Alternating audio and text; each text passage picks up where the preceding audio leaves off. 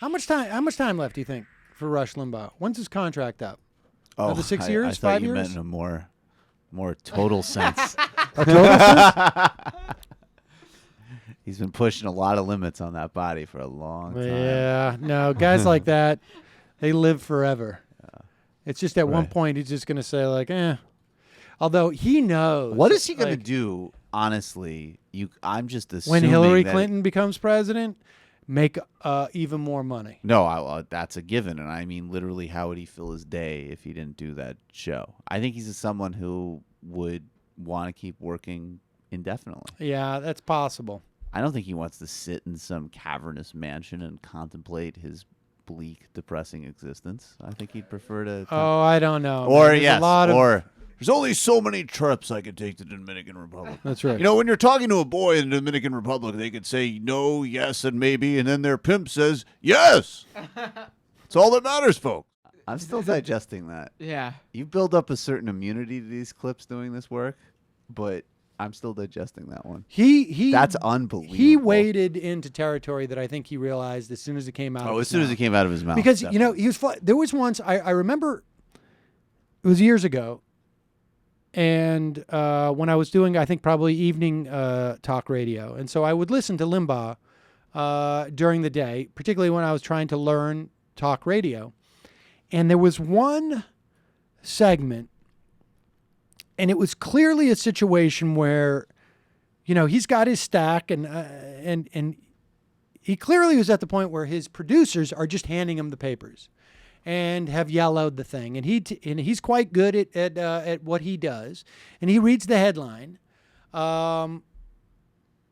Complaints. It was about I think it was in Switzerland. Some of the what are the mountains there? They're glaciers. And there's glacier skiing, right? Or something like that, right? Or is it glacier, or is that what it is? Yeah. Are you talking about the Alps? Yeah, but I don't know if it's in the Alps, but there's some, I think, Some glaciers. Glaciers, right. Yeah, And he was reading off a story that they had actually put huge swaths of tinfoil material, on the slopes to keep them from melting, to reflect the sun. And he started railing on the crazy tree huggers who were trying to, who were doing this, pushing this because of global warming, and the environmentalists to protect the glaciers. They're so insane. They're crazy. And he's pontificating, and he starts reading, and it's like, and environmentalists have complained that this is the wrong thing to do, and the owners of the glaciers are doing it to maintain their ski resorts. And he's okay,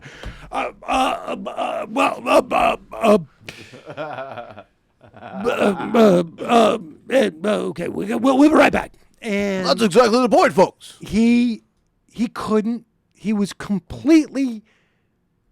The headline itself, he was hoping to pivot off and blame environmentalists, when in fact it was the ski resort owners who were doing this to maintain the skiing there. And environmentalists had said, you shouldn't do this. It's not healthy for the ecology. And at that break, some producer got fired. Ostensibly because he was just not, and that, I think that moment where he's trying to find something egregious about the idea that college students, 18-year-olds, 19-year-olds, 20-year-olds, 21-year-olds, who have left home for the first time in many instances, have a tremendous amount of independence in many instances, who are learning what their abilities are in terms of being able to drink, frankly, and maintain control. They're experimenting with drugs and learning how to maintain control. He is trying to make an argument that we shouldn't put restrictions and clear guidelines as to what constitutes consent, when we hear constantly more and more data which shows how many women are being date raped on campus. More stories of women who are barely conscious. And as he's reading it, he can't even find anything to rail against. And so he's floundering around and tries to bring it back around to how we've got to reprogram our boys to respect women as being individuals who are capable of saying, hey, no, I don't want to do that. Or if they're incapacitated, you can't take liberties with them because they're incapacitated. And he's trying to find something. In some ways, even more disturbing. The furthest he can come is to like, there could be a lot of lawsuits. What a sad.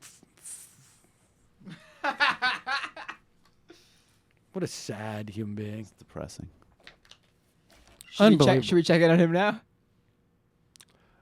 Let's give him another minute or two for him to get back to break. I mean, that is just so reprehensible. Let me just imagine what is he still married, right? Is that wife number 3 or 4 at this point? Yeah, he comes home and his wife is just like. That was a great segment you did today. That was fantastic. That was fantastic. You're absolutely right. Yeah, he's still married. He's on wife number 4. Good for him. Thank you, honey. Would you like some Vicodin? I'm feeling a little frisky.